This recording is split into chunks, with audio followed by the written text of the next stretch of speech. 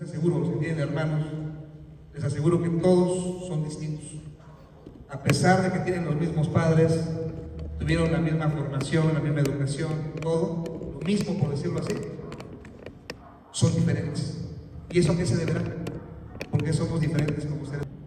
Podemos ser, como mencionaban, podemos haber nacido en la misma familia, en el mismo lugar, haber ido a las mismas escuelas y sin embargo ser completamente diferentes. ¿Dónde radica la diferencia? Hay muchas diferencias, desde diferencias biológicas, genéticas, hereditarias, como factores, lo que se conocen también como factores ambientales. Por ejemplo, en el aspecto biológico, los seres humanos solamente nacemos ya con un ADN único, irrepetible. Nacemos también con un tipo de temperamento. Cada persona, cada niño, cada estudiante es diferente. Tiene un temperamento diferente. Seguramente conocen la teoría de los temperamentos. Los 4 temperamentos que surgen precisamente del padre de la medicina, de Hipócrates, a partir de lo que son los fluidos del cuerpo, del ser humano, de ahí se crea la teoría de los temperamentos. A partir de lo que es la sangre, la bilis, las flemas, de ahí se crea esta teoría de los temperamentos. Esto explica por qué también somos tan diferentes, por qué reaccionamos tan diferentes los seres humanos. Existen 4 tipos de temperamentos, como saben. Uno es el temperamento, por ejemplo, el colérico, ¿no? Hay personas, hay niños que son muy, no sé, se identifican, de repente son más impacientes, más impulsivos, más agresivos, en el buen sentido de la palabra, más explosivos. Ahí lo notas. O sea, una persona colérica pues puede ser un excelente líder, tiene muchas cualidades, tiene mucha voluntad, tiene mucha fuerza de voluntad, es muy arrebatado, muy arrojado, pero de repente carece de cierta inteligencia emocional, de repente los traiciona, su propio temperamento a veces los desborda, los domina. Luego tenemos la contraparte, no tenemos el temperamento melancólico. Si lo identifican también seguramente lo pueden identificar en sus alumnos. Hay alumnos que son más introvertidos, más callados, más observadores, más analíticos, más sensibles. Son súper o hipersensibles. Bueno, de por sí esta generación son hipersensibles, ¿no? Se conoce la generación Mazapán, ¿no? De por sí son hipersensibles. Ahora, pues imagínense. Entonces, el temperamento melancólico es ese. Suelen ser excelentes artistas, son personas muy sensibles, tienen una forma de ver la vida muy especial, tienen mucha sensibilidad, son muy empáticos, pero tienden a la introversión, a la melancolía, a la tristeza, a deprimirse. Todo tiene sus pros y sus contras. Luego tenemos el temperamento flemático. Tenemos alumnos, hay chicos que parece que no se inmutan, ¿no? Parece que nada los hace enojar. Puede pasar un camión aquí al lado de otra persona y no se inmutan. No sé si han visto alguna vez algún video por ahí en redes sociales, uno de tantos videos virales de una pelea en Estados Unidos. Están en un McDonald's, me parece, y se arma una pelea campal allá dentro de Estados Unidos. Y estaba un comensal ahí, un señor comiendo, y él no se inmutó, volando sillas y todo, y él siguió comiendo su hamburguesa tranquilo, no se despeinó. Esa es una persona, es un temperamento flemático, es una persona muy tranquila, muy apacible, afable, con un gran control emocional. Son muy relajados, pero fíjense, tienen una gran cualidad los flemáticos. Son excelentes líderes, porque tienen una alta inteligencia emocional. Es muy difícil que pierdan el control, muy difícil que tomen una mala decisión, que se arrebaten y tomen una mala decisión. Son muy tranquilos, muy cerebrales y suelen ser excelentes líderes. Y por último, los sanguíneos. Los sanguíneos son estos chicos, estos alumnos que son pues muy activos, muy sociables, tienen una alta inteligencia social o prosocialidad que se conoce. Ellos, por ejemplo, son muy buenos para las relaciones públicas, las relaciones humanas, para dialogar, negociar, para comunicarse, son como el alma de la fiesta, que cuentan los chistes, el carismático. Entonces, cada uno es diferente. Por un lado tenemos esa parte, tenemos la parte biológica. Esto es lo que va formando nuestra personalidad. En cada uno de nosotros también tenemos una parte biológica, experiencias de vida distintas. Hay experiencias que nos van marcando en la vida, hay experiencias que nos dejan huellas, tenemos diferentes aprendizajes, diferentes tipos de amistades, diferentes relaciones. Y esto es, obviamente, esto aunado a la cultura, a la religión, a la educación, a todo, esto obviamente va formando lo que es el ser humano, en toda la extensión de la palabra. El ser humano es un ser multidimensional. Entonces, eso es lo que se refiere al humanismo, comprender que existen estas diferencias. Ya el término equidad es otra cosa. Ya cuando hablamos de equidad, ahí hablamos de igualdad ante la ley, tener los mismos derechos, por ejemplo, hombres y mujeres, tener la misma valía, tener los mismos derechos, las mismas responsabilidades unos y otros. Eso es distinto. Pero igualdad como tal no existe, somos diferentes. Hombres y mujeres somos diferentes biológicamente. Los niños igual. Ustedes seguramente conocen las fases de desarrollo del niño. Cada etapa es distinta. Hay que conocer cada etapa del niño, cada etapa evolutiva.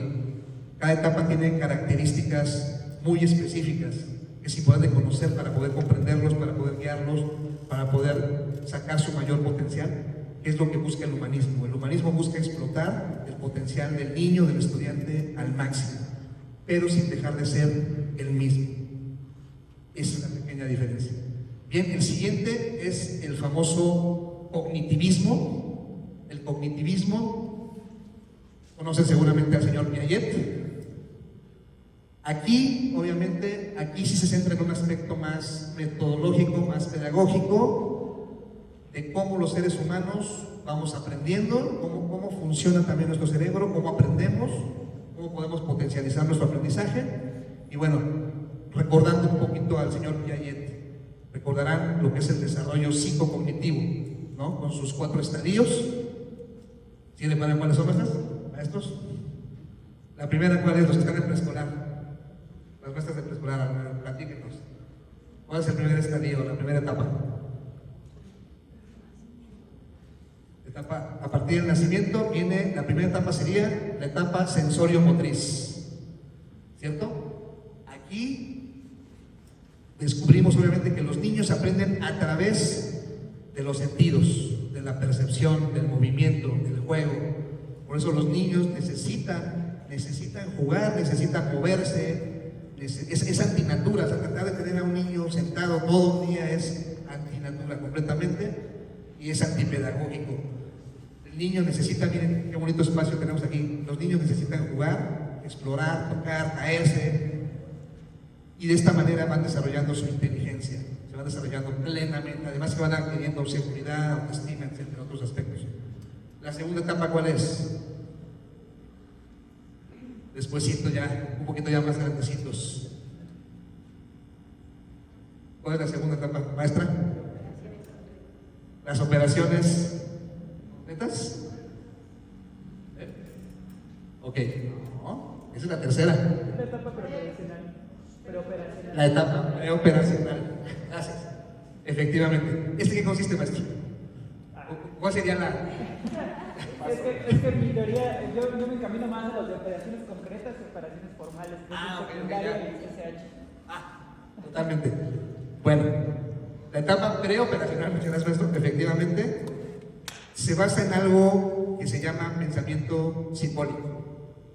Es cuando los niños ya empiezan a crear sus propios juegos y van desarrollando su imaginación, su creatividad, y se desarrolla el pensamiento simbólico.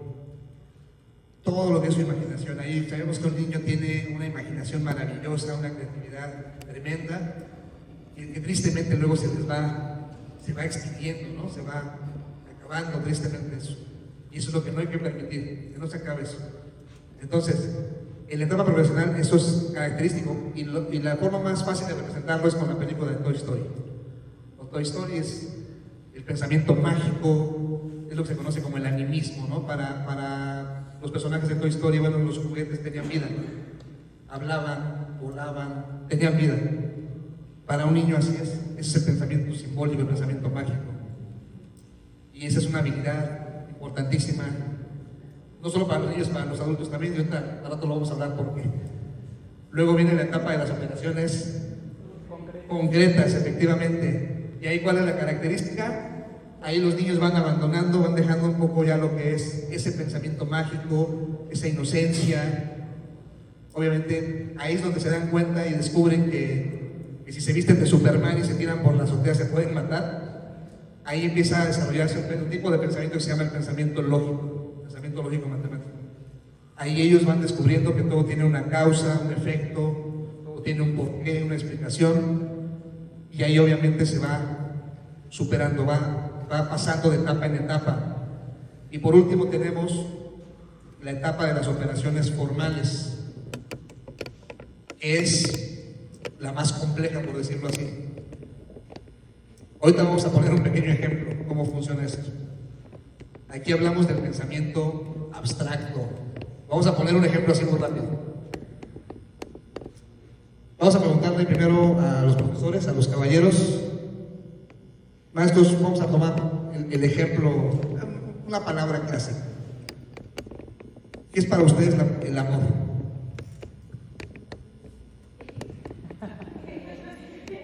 Ustedes chequen las respuestas y identifiquen. Maestros, ¿qué dirían ustedes? Para ustedes, ¿qué es el amor? Sí, es, bueno, cuenta la leyenda, ¿no? Por ahí que sí, que las mujeres, bueno, suelen ser más auditivas, los hombres más visuales, nos vamos a lo mejor más por lo físico, las mujeres a lo mejor más por otro tipo de cosas más emocionales o más que involucran sentimientos. ¿Dónde vemos la diferencia? ¿Por qué pongo este pequeño ejemplo? El hombre, digo, no es una ley, no es una ley, pero sí ocurre muy a menudo. Generalmente los hombres tenemos un pensamiento más lógico, más concreto. Tú le preguntas a un hombre, bueno, pues, ¿qué es el amor para ti? No, pues es un sentimiento. O es estar con alguien. O una definición mejor así tipo Wikipedia, tipo Google. Ok, está bien. Le preguntas a una mujer, en diferencia, las mujeres generalmente son más emocionales, son más creativas y suelen tener un pensamiento más abstracto. No, para mí el amor es un compromiso, es intimidad, es complicidad, es esto, es un vínculo. Y se avientan todo un rollo y toda una definición bien abstracta que uno como hombre se queda. ¿Y esto qué es? ¿Ok? Con ese pequeño ejemplo tan sencillo, ahí vemos la diferencia de tipos de pensamiento. Sin embargo, lo que nos propone el cognitivismo, a través de estas teorías, es que obviamente todos los seres humanos de alguna manera alcancemos ese nivel de pensamiento, alcancemos ese nivel. Porque es muy común. Por ejemplo, tú a una persona le preguntas, no sé, la película de moda, ¿no? La de temporada, oye, ya fuiste a ver tal película, ya fuiste a ver el Joker, o Spider-Man, o la que sea. ¿Qué te pareció? Igual una persona que tiene un pensamiento lógico, pues está padre, está bien chida, está muy buena. ¿Qué más? No, me encantó, te la recomiendo. Y cuéntame, ¿no? Una persona que a lo mejor tiene ya un pensamiento más desarrollado, ¿qué te diría? No, mira, la verdad, está excelente la historia, los efectos, ¿no? La edición, mira, fíjate, hace todo un análisis y saca su propia conclusión, llega a sus propias conclusiones, llega a sus propios conceptos, sus propias definiciones. Ese es el pensamiento abstracto, ahí tenemos la gran diferencia. Entonces, lo que nos propone el cognitivismo es obviamente utilizar diferentes herramientas, pues ya sean mapas mentales, ciertas técnicas dinámicas, grupales, de manera que el estudiante obviamente vaya de alguna manera desarrollando ese tipo de pensamiento y pueda llegar a lo más alto, no pueda llegar a desarrollar su pensamiento a su máximo potencial, ¿vale? Ahí, por ejemplo, el profesor tiene el papel de diseñador. Ahí es donde entran los pedagogos, los especialistas, y ahí obviamente es donde diseñan toda la parte didáctica, todas las planeaciones, todas las herramientas para poder explotar precisamente toda esa parte.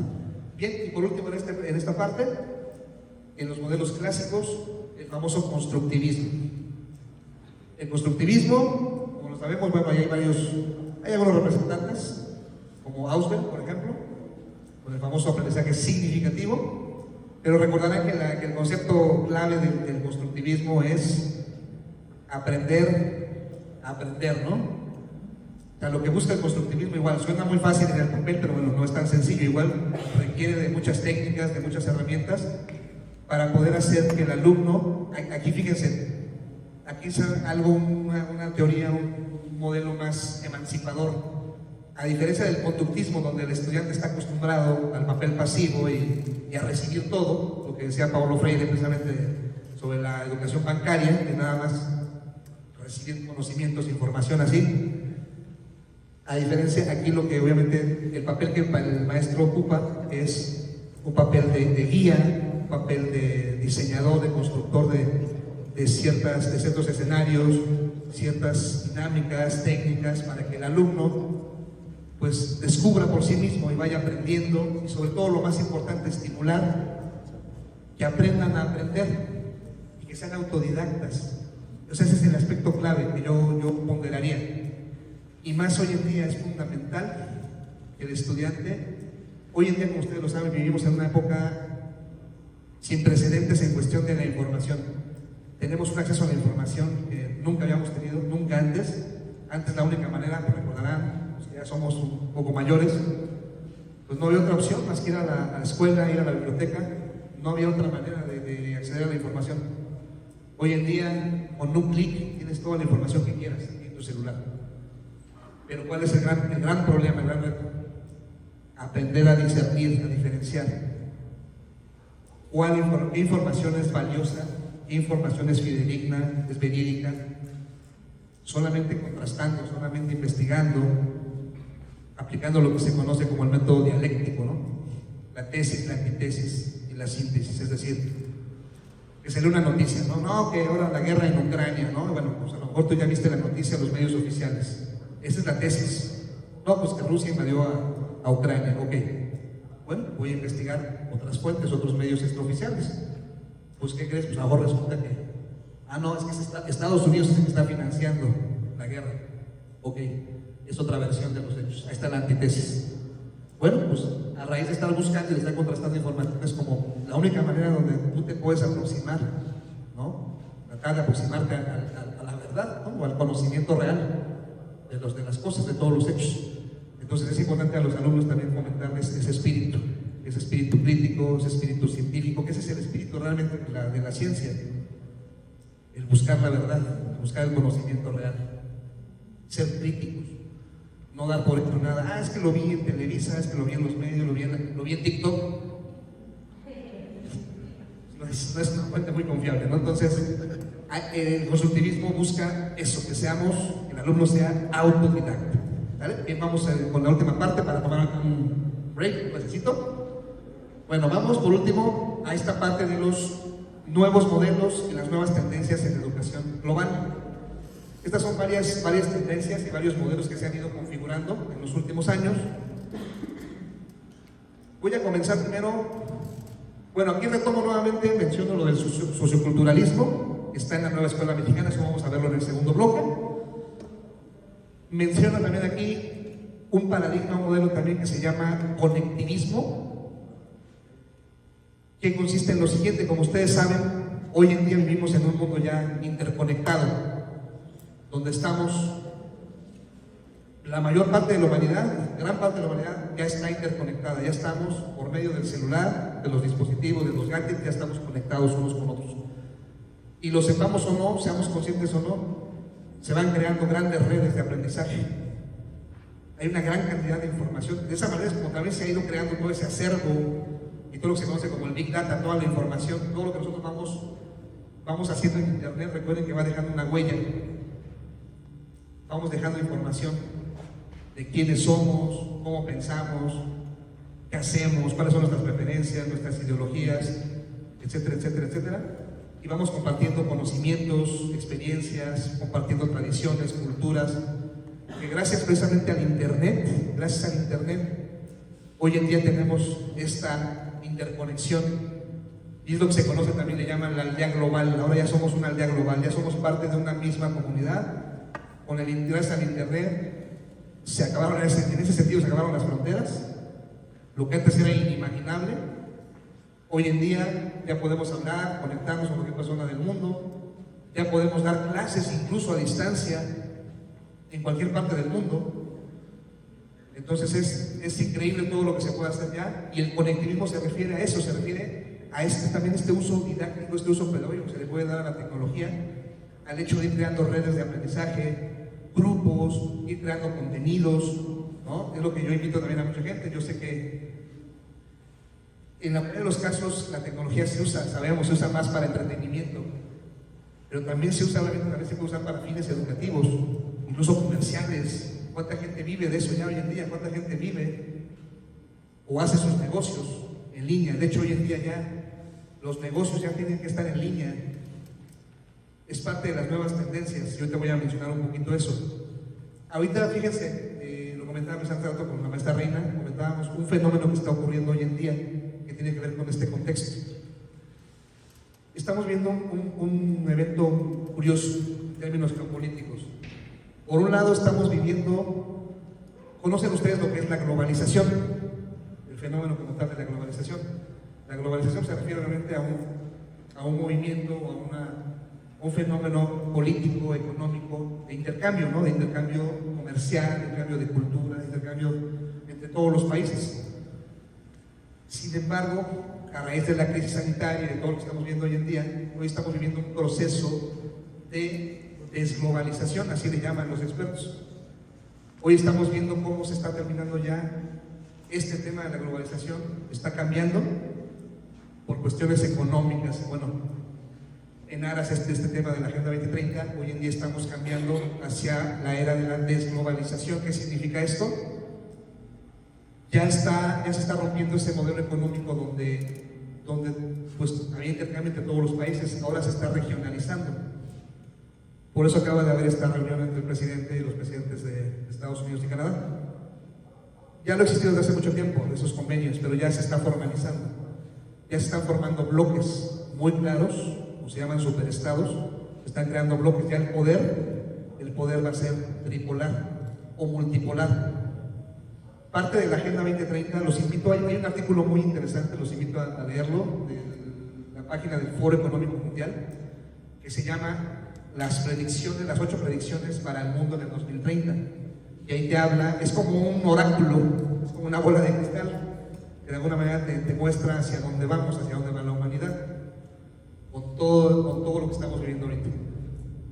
Y algunas de estas predicciones dicen precisamente eso. Dice que Estados Unidos va a dejar de ser ya la potencia hegemónica, tal como lo estamos viendo, y que el poder va a ser ya compartido, sobre todo entre Estados Unidos, Rusia, China, que son las principales potencias. Y los famosos se llaman también los BRICS, ¿no?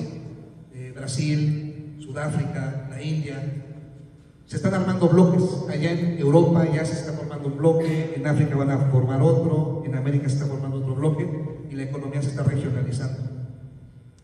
Entonces estamos en un proceso de desglobalización. Eso en el aspecto económico, pero en el aspecto político, ahí viene la otra cara. Existe lo que se conoce como el globalismo.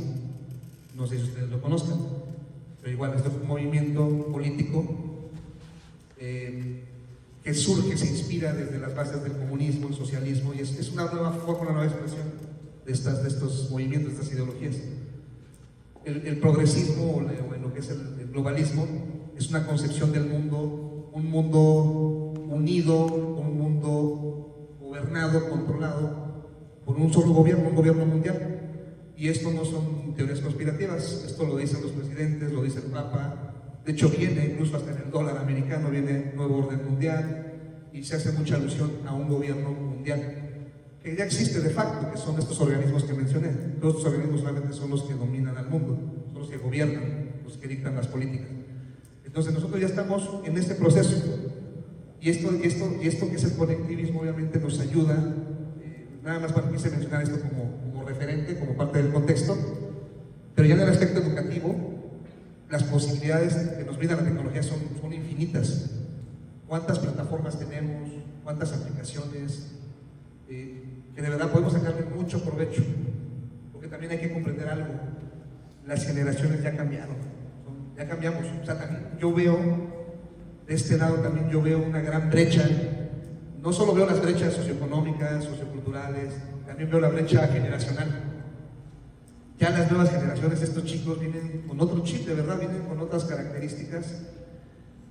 Y nos tocó un reto bien difícil, nos tocó un reto bien difícil, no sé si coincidirán, pero porque ya no solamente es la cuestión académica, los chicos vienen no solo con muchas deficiencias, muchas carencias a nivel académico, y aparte con lo que se habla del rezago, ¿no? Después de la crisis sanitaria, también vienen con muchas deficiencias, muchas carencias a nivel emocional, a nivel familiar.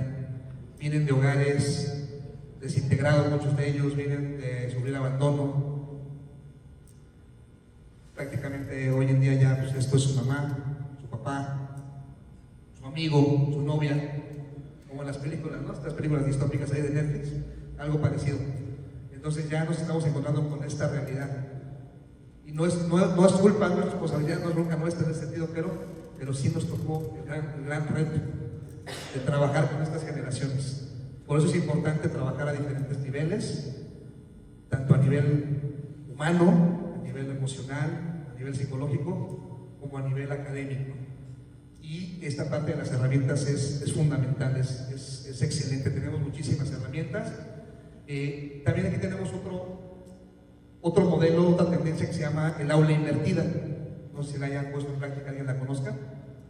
Si nos puede compartir un poquito en qué consiste, cuál es su experiencia. Tienes que plantearles primero el tema y que lo hagan previo a la clase. Entonces en la clase se hacen ciertas actividades, ya sea en conjuntos, a grupal o en equipos, para poder desarrollar el tema con una actividad dinámica, lúdica, que pueda integrar los conocimientos que ya obtuvieron investigando el tema y lo apliquen en clase, y entonces ya tú solamente seas la guía para que ellos tengan el conocimiento. Exactamente. Muchas gracias, Ernesto. Efectivamente, esta nueva tendencia se llama el aula invertida. Igual ya tiene algunos años. De hecho, esta es una de las principales metodologías que se llevan en el TEC de Monterrey. Ya lo hacen desde hace años porque precisamente ellos conocen muy bien estas agendas y hacia dónde vamos, hacia dónde va el mundo y qué perfil de egreso, qué perfil de estudiantes se pretende. Entonces, de hecho, si ustedes van muchas veces, por ejemplo, al TEC o al mismo, por ejemplo, TEC Milenio, que forma parte del TEC de Monterrey, ya no estamos así, ya están formados en mesas de trabajo los estudiantes. Con esa intención, obviamente ellos llevan una plataforma donde, como bien decía la maestra, ahí ellos tienen los contenidos, tienen toda la parte teórica, tienen artículos, videos, toda la parte teórica, toda la base, pero el salón, lo que busca el aula invertida es eso, convertir el salón o la escuela en un taller, en un centro de trabajo, donde se hagan constantemente prácticas, dinámicas, y sobre todo se trabaja mucho esta parte de lo que es el trabajo colaborativo.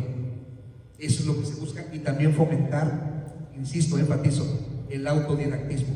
Yo te voy a decir por qué es tan importante, porque hoy en día, precisamente, igual tengo que mencionarlo, uno de los contras o uno de los riesgos de alguna manera de la tecnología, de que la tecnología tome y domine nuestra vida y domine la sociedad, es que también muchos trabajos van a ser desplazados.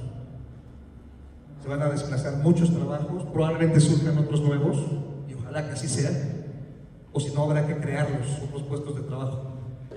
Porque con la automatización, con la inteligencia artificial, ya lo podemos ver por ejemplo en los centros comerciales, por ejemplo ya están reemplazando a los cajeros, o ciertos fenómenos, y en los bancos está ocurriendo, va a ocurrir lo mismo. Se está buscando, de hecho, parte de todo este movimiento que yo les comentaba del globalismo, del control mundial, es la digitalización del dinero. Esa es parte de lo que se está buscando con toda esta agenda. Y eso que implica una fiscalización total del dinero, de todos tus movimientos, de cuánto ganas, cuánto gastas, y que, bueno, hasta el que vende chicles tenga que pagar impuestos. Nadie va a escapar. Y eso es una tendencia. Y de hecho ya los gobiernos están creando sus propias monedas digitales para reemplazar después de las bitcoins, todo esto. Ya los propios gobiernos, ya China ya tiene el suyo, Estados Unidos ya están piloteando el suyo también. Ya vamos para allá, hacia toda la digitalización. Pero eso que implica, obviamente, uno de los riesgos es eso, que muchos trabajos pueden desaparecer. ¿Han escuchado a Yuval Harari? ¿Alguien lo ha escuchado? ¿O lo ha leído? Bueno, es un historiador, un filósofo israelí, es como el gurú así del Foro Económico Mundial, es como, a él lo llevan siempre a las presentaciones, a las conferencias. Él habla de todo esto, es lo que voy a mencionar ahorita por último. Él habla de todo lo que es el famoso transhumanismo. Ahorita vamos a desembocar ahí.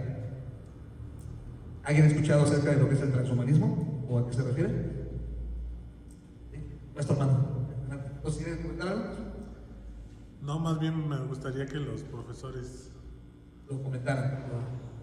Adelante, más no sé si alguien conozca del tema o quiera compartir algo. Bueno, esto del transhumanismo es una ideología, igual es un movimiento, una ideología. Inició como una filosofía, pero hoy en día ya está tomando tintes ya hasta políticos, económicos, ya se está empezando a plasmar. ¿En qué consiste? El concepto de transhumanismo lo crea Julian Huxley, el hermano de Aldous Huxley, el escritor, el autor del Mundo Feliz. Julian Huxley fue precisamente el fundador de la UNESCO. Él fue el primer director de la UNESCO, el Ministerio de Educación. Y él crea el concepto de transhumanismo, y quien haya leído la novela del Mundo Feliz tiene que ver con esos aspectos. Con la desaparición, la abolición de las familias, con un cambio antropológico, un cambio del ser humano en su esencia, el hecho de poder ya diseñar seres humanos en laboratorio. Es un movimiento que se conoce como movimiento eugenista, ¿no? Que busca, en teoría, aquí es donde está el debate, hay un debate bioético. Se busca en teoría, en la narrativa, se busca que el transhumanismo sea para el perfeccionamiento del ser humano, de la raza humana, para que los seres humanos seamos más longevos, más saludables, más inteligentes, para explotar todas nuestras potencialidades, ¿no? Con ayuda obviamente de la tecnología, de la ciencia. Sin embargo, obviamente, pues allá hay un debate bioético, porque hay quienes opinan que obviamente pues eso sería de alguna manera acabar con la especie humana como la conocemos tal como hasta hoy en día, con nuestra esencia, con nuestras imperfecciones, y sería de alguna manera cambiar nuestra naturaleza como seres humanos. Para esa ciencia ficción, la Agenda 2030 es profundamente transhumanista, o sea, es ir más allá también del ser humano, y es de alguna manera esta fusión entre el ser humano y las máquinas. Hoy en día ya no se habla, ahorita que hablábamos del conectivismo y en la misma aula invertida, han escuchado el término el Internet de las cosas, donde se busca que todos los objetos, todas las cosas estén conectadas a la nube. Bueno, eso ya existe, es una realidad. Bueno, se está planteando hacer lo mismo con los seres humanos, el Internet de los cuerpos, Internet de las personas. Que nosotros, que nuestro cuerpo, nuestro cerebro, y eso lo está haciendo el mismo Elon Musk y varios personajes que están trabajando en esto, están haciendo ya proyectos para que nuestro cerebro sea una especie de interfaz, para que también estemos conectados a la nube. Ahí queda para la reflexión. Obviamente pues es digno de un debate bioético. Todos creemos que la ciencia y la tecnología obviamente han sido creadas para el beneficio, para el desarrollo del ser humano y de la sociedad. Creemos que así debe de ser. Entonces, por último, quiero mencionar esto precisamente. Bueno, también hay otras tendencias, las últimas es precisamente la parte de la neuropedagogía. Ese es un nuevo modelo, una nueva tendencia, que seguramente también conocen muchos de ustedes, donde como todas estas ciencias, estas disciplinas, por ejemplo la psicología, la pedagogía, la biología, las mismas neurociencias, cómo se han ido fusionando para descubrir, para conocer más a profundidad el cerebro humano, cómo funcionamos, qué nos motiva, ¿no? Qué nos mueve, cómo funciona nuestro cerebro, todos los neurotransmisores, qué nos motiva, qué nos mueve, de qué manera aprendemos, de qué manera podemos evolucionar, sacar mayor provecho. Y hay principios muy interesantes, ¿no?, de neuropedagogía. Por ejemplo, uno muy básico. Por ejemplo, ¿qué pasaría si ahorita hubiéramos estado con la luz apagada, por ejemplo? ¿Qué hubiera pasado? ¿Qué pasa con el cerebro, por ejemplo, ante la ausencia de luz? Estaríamos más retardados, con sueños y ganas de hacer cosas, porque nuestro cerebro funciona precisamente así. Por medio de la luz nos permite decir, bueno, es de día vamos a hacer cosas, es de noche, es el momento de dormir. Exactamente, muchas gracias, maestra. Efectivamente, esos son principios de neuropedagogía. Nos enseña ese tipo de técnicas o ese tipo de nociones, como por ejemplo, como seres biológicos que somos, ante la ausencia de luz, digo, de por sí es sábado, venimos cansados, y luego se imaginan, tenemos la luz apagada, no, ya su cerebro, pero inmediatamente, ¿no?, el cerebro, ya estuvieran aquí roncando todos, el cerebro se apaga, se desactiva, se activa la hormona del sueño. Entonces, ¿qué se hace? Necesitamos una buena luz, una buena iluminación, que los chicos estén. La hidratación, los famosos recreos mentales, los recesos mentales.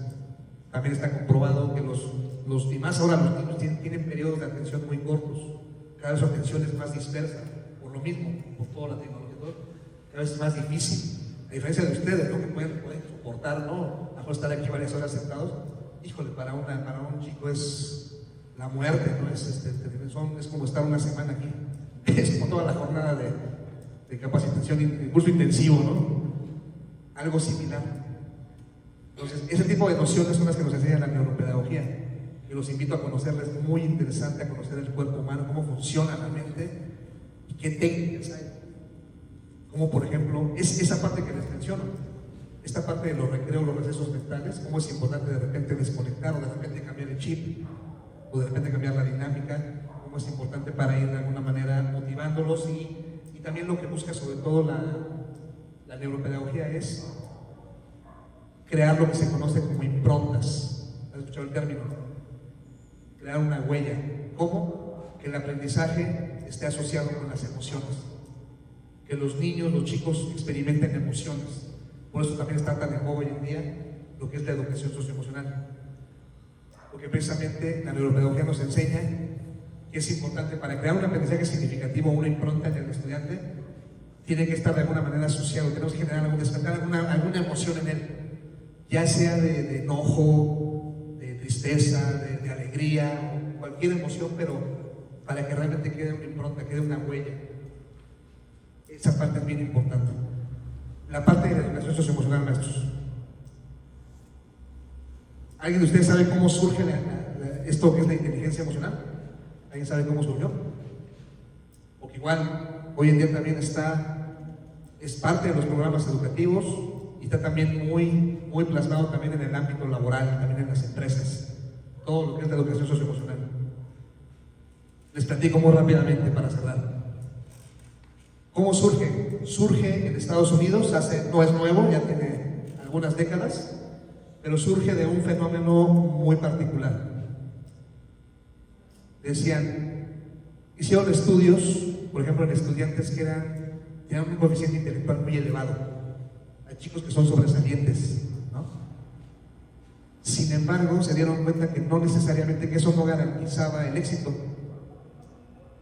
Decían, pues, ¿cómo es posible que un chico con un coeficiente intelectual tan alto, con una inteligencia tan alta, fracase, no le vaya bien? Mejor no es una ley, ¿no? Obviamente, pero sí pasa. ¿Cuántos casos vemos de alumnos o compañeros que les ha pasado alguna vez con compañeros que estuvieron en la escuela? Te los reencuentras y bueno, a veces resulta que los más aplicados, resulta que a veces no les ha ido tan bien, y resulta que el burro, el flojo, el que etiquetamos como niño problema, resulta que nos dio la campanada, ¿no? Y ya es director de una empresa, o ya es emprendedor, ya tiene su empresa, Ahí es donde se descubre la importancia de la inteligencia emocional. Así de sencillo. Ahí es donde se da uno cuenta, donde uno aprende la importancia de lo que es la inteligencia emocional. El papel que juega. Surge, como sabemos, de la teoría de Howard Gardner, de las inteligencias múltiples. Surge de dos tipos de inteligencias principalmente, la inteligencia intrapersonal y la inteligencia interpersonal.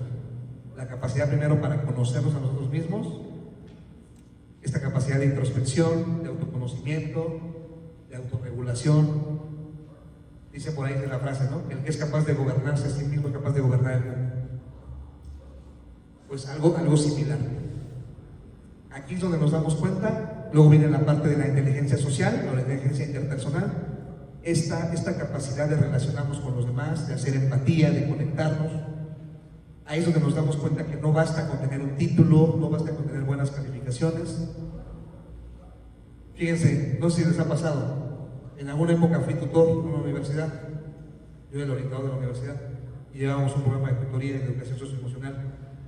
Y había un enfoque erróneo. Generalmente las escuelas ponen el foco nada más en los chicos problemas, ¿no? Nada más obviamente en los que llevan bajas calificaciones o los que presentan ausentismo, cosas así. Pero no, que creen que también los chicos que tienen 10 también tienen problemas, también sufren, a veces también sufren acoso, discriminación o diferentes tipos de problemas, o también a veces están deprimidos, también o sufren ansiedad o diferentes trastornos, diferentes problemas, también sufren. Entonces, ahí esa parte es bien importante. Entonces, de ahí surge la inteligencia emocional. Y hoy en día, ¿pero por qué creen ustedes que ahorita le han dado tanto auge? No es de gratis, maestros, no es de gratis. Les voy a explicar por qué. Una razón muy simple. Todo el escenario. ¿De dónde? ¿Por qué este auge? Que se han escuchado ahorita, hasta el presidente constantemente habla de salud mental, habla de educación socioemocional, los secretarios de educación igual, recordarán que constantemente hablaban de esto. ¿Pero por qué? Porque obviamente estamos ante un contexto tan incierto, ante un mundo tan incierto. Quien piense que esto ya se acabó, no está consciente de la realidad. Esto, de hecho, la crisis sanitaria fue el detonante, fue el detonador, pero nos queda un largo camino por recorrer todavía. No quiero asustarlos, pero el propio señor Bill Gates ya está, ya ven que es como el nuevo Nostradamus, ya ves que él predice los desastres y las pandemias, y él ya está hablando, él ya está de alguna manera augurando que puede venir una pandemia en el 2025, y mucho peor. Entonces, no quiero espantarlos. De hecho, hay un documento de la universidad, fíjense, la principal universidad de medicina de Estados Unidos, la Johns Hopkins, tiene un documento, ahí lo pueden encontrar en internet, de un supervirus que se llama SPARS, y habla de los protocolos que tienen que llevar a cabo, y me llama la atención porque viene hasta abajo un paréntesis y dice 2025, 2028. No sabemos. Ojalá que no. Pero lo que es un hecho es que nos queda mucho por vivir en este cambio de era, porque ese es el punto para terminar. Ese es el punto. Por eso yo planteo la importancia de rescatar el humanismo, de rescatar los valores del ser humano, porque precisamente ahorita lo que está en peligro propiamente es la propia especie humana, nosotros mismos somos una especie. Es bien importante preservar esos valores, preservar esa esencia. Es lo que yo denomino el modelo tecnohumanista. Realmente estamos entrando en un modelo tecnohumanista, un modelo que va a fusionar, tiene que fusionar lo mejor de la tecnología con lo mejor del ser humano. Así como lo vimos en estas modalidades, presenciales, a distancia, etc. Ya nos dimos cuenta que por sí solos no son suficientes. Ya vimos que el modelo a distancia, en un principio puede haber funcionado, pero a la larga nos dimos cuenta que no fue lo mejor, no es el modelo idóneo. El modelo tradicional ya es anacrónico, como lo estaba mencionando. Sí. Perdón, me perdí tantito. ¿Cuál es el modelo que no es idóneo? El modelo a distancia. No. Por esta parte, por la parte social, la parte humana. Les falta a los chicos y a nosotros mismos, ¿no? Nos falta esta interacción, este contacto. Por eso lo ideal es como que lo híbrido, ¿no? Todo va, de hecho, la tendencia es hacia lo híbrido, hacia la educación híbrida, el trabajo híbrido, todo híbrido. Y por eso estamos entrando ya de lleno a este modelo que se llama modelo tecno-humanista. Y en este modelo, la educación socioemocional es vital, porque van a venir tantos cambios todavía, tantas crisis, que es importante que los chicos sean resilientes, sean empáticos, sean tolerantes, sean capaces de innovar. Si no encuentran trabajo, tienen que tener la capacidad de emprender, de desarrollar proyectos, de crear sus nuevas formas de trabajo, porque el mundo ahorita es un desafío, es un reto para todos. Entonces, por eso es tan importante. Y bueno, para finalizar, quiero compartirles, para pasar ya a tomar un receso, quiero compartir nada más por último la opinión, la visión de un experto en economía también y en estos temas, que se llama Marc Vidal, es un economista español, donde nos habla precisamente de los escenarios, ¿no? De cómo ve el futuro de la educación de aquí al 2030 y de aquí al 2050, porque son dos agendas, déjenme les platico. Es la agenda 2030 y la agenda 2050. Por favor, chequenlo. Gracias, maestro.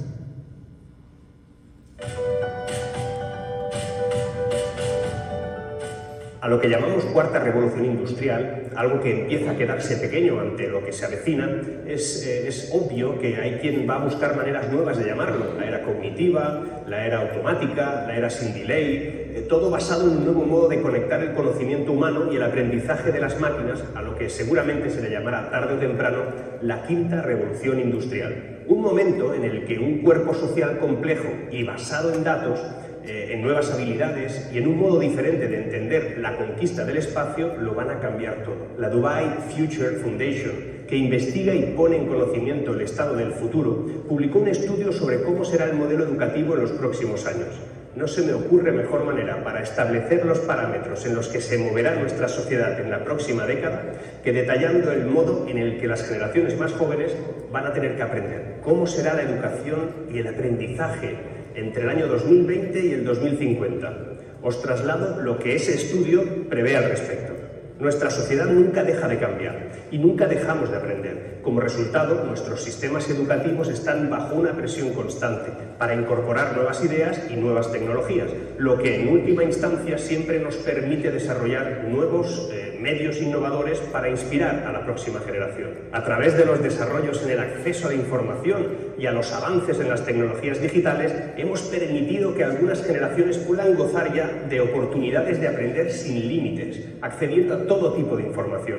La cumbre sobre educación y ciencias de la computación, que ya organizó la Casa Blanca hace unos años, se anunció que una nueva iniciativa que dará a todos los estudiantes norteamericanos, desde parvulario hasta secundaria, acceso a la formación en ciencias de la computación. Un programa que proporciona a cada estudiante las habilidades informáticas más demandadas y que se van a necesitar para que se puedan unir a la fuerza laboral del mundo y de esa manera estar preparados para construir el mundo del mañana. Legisladores de varios países como Estados Unidos, Eslovenia, Finlandia, Singapur, Japón, Israel, todos ellos revolucionaron el concepto educativo hace poco al agregar una habilidad fundamental a las tres más convencionales como, por ejemplo, la lectura, la escritura, la aritmética. Se trataba de la programación. Se presentaron varias propuestas en varios países que permitieron a los estudiantes inscribirse en cursos sobre lenguajes de programación, como JavaScript, Python, en lugar de inscribirse en cursos tradicionales de idiomas extranjeros. Pero eso no es todo. Vamos a ver las previsiones de la Dubai Foundation acerca de los avances tecnológicos y sus adopciones en los próximos años. Ya en 2021, según ellos, todos los artículos científicos financiados con fondos públicos publicados en Europa podrán tener acceso gratuito en una reforma que va a ordenar la Unión Europea. En 2022, la atmósfera de la Tierra o de la Luna se podrán ver como si fueran un paisaje de Soria. Muy pronto los niños se pondrán gafas de realidad virtual y realmente verán aquello que están estudiando. En 2023 los alumnos experimentarán cosas en un mundo virtual comparable absolutamente al real. Imaginaos lo que es asistir a la Segunda Guerra Mundial sentado en la silla de tu clase y en primera línea ver cómo avanzaban las batallas. Este estudio asegura que en 2025 la realidad virtual y la realidad aumentada incrementarán el aprendizaje remoto y como resultado las aulas comenzarán a desaparecer del modo en el que las conocemos hoy mismo. Curiosamente, la situación que vivimos ahora, con la exigencia de teletrabajar o de ofrecer clases en remoto, ha evidenciado una necesidad de digitalización, pero también ha mostrado una oportunidad evidente que podemos aprovechar gracias a la tecnología. Todo lo que te voy a explicar a partir de ahora te va a sonar a ciencia ficción, pero tal vez no lo sea. Piensa en cómo era el mundo tecnológico hace 2 décadas o 3, todas las cosas que hoy son normales y que eran inimaginables entonces. ¿Recuerdas cuando veías en una película o leías un libro en los que los personajes podían ver a tiempo real desde una pantalla pequeña en lugar de la televisión o mantener una videoconferencia como si fuera algo normal? Era ciencia ficción. Piensa en cuando eso te lo mostraban en el 96 y cómo 24 años después no solo es algo normal, sino que es algo indispensable. Piensa en cómo la Expo de Sevilla del 92 no había internet y eso que era la exposición de la modernidad. Pues eso. Abre tu mente y tu imaginación a lo que te voy a relatar a continuación. En 2026, en apenas 6 años, tendremos un mundo con acceso a Internet global, absoluto. Viviremos en la Internet del todo y muchas instituciones continuarán poniendo a disposición de la humanidad todo su contenido. El conocimiento no tendrá ningún tipo de barrera y se compartirá utilizando una tecnología sensitiva. En en 2030, los cerebros humanos se conectarán a la nube. La capacidad de respaldar nuestros pensamientos y recuerdos utilizando computadoras aumentará dramáticamente. Todo nuestro potencial de aprendizaje. En 2030 también, la imagen cerebral revolucionará nuestra enseñanza. El uso de imágenes cerebrales nos permitirá afinar la educación al probar que modos de enseñanza funcionan mejor con cada alumno. Esto será posible gracias a que las imágenes nos permitirán ver qué diferentes formas de enseñar alteran el cerebro de un modo determinado. Pero será también, según ese estudio, en 2030, cuando mejoraremos nuestras mentes con la química. Las predicciones afirman que para 2030 los avances en química nos permitirán usar sustancias médicas legales para alterar y mejorar la mente de nuestros estudiantes y optimizar sus cerebros para aprender. Digamos que será algo así como hoy nos ponemos unas gafas para ver mejor. En el futuro nos pondremos unos átomos para tener más memoria. En 2031 la educación ya solo será personalizada. Empezará una personalización del estudio totalmente mejorada. Los estudiantes pasarán mucho tiempo involucrando a los profesores de forma individual y se ejecutarán como tutorías individuales de un modo totalmente virtual, pero tremendamente real en cuanto a la percepción sensorial gracias a la realidad virtual o la realidad aumentada. Ese mismo 2031, los maestros serán en gran medida pura inteligencia artificial. De hecho, será inteligencia cognitiva. El científico informático Eric Cook asegura que en los próximos 15 años las máquinas inteligentes van a reemplazar en gran medida a los maestros humanos por eficiencia, por capacidad, por efectividad. Yo, de todos modos, sigo pensando que como mucho los complementarán, pero vete tú a saber.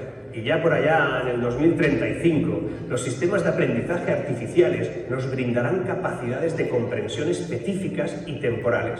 Es decir, podrán permitir que una persona comprenda temporalmente o hable un idioma extranjero con fluidez. Solo un instante, solo lo necesario.